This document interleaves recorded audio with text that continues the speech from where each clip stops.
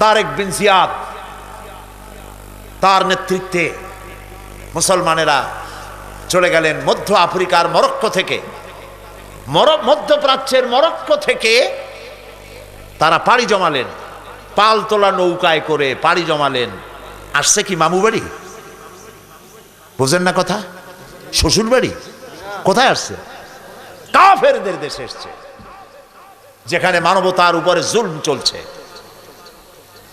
সেই দেশে এসেছে ইনসাফ কায়েম করার জন্য, কোরআনের রাজ কায়েম করার জন্য। তিনি বললেন, আইয়ুহাল ইখওয়ান আল বাহরু মিন ওয়ারাইকুম ওয়াল আদুবু আমামাকুম ফাইনাল মাফার। হে আমার সাথীরা, পিছনে তোমাদের ক্ষুধার্ত সমুদ্র আর সামনে রণারিকের দুর্ধর্ষ বাহিনী। কি করবা? জাহাজগুলো পুড়িয়ে দিয়েছি, সমুদ্রের মধ্যে কুমির হাঙ্গরের খোরাক হবে না রণারিক বাহিনীর হাতে শেষ হয়ে যাবে? কোনটা করবে? বাড়ি ফেরবার কোনো রাস্তা নাই।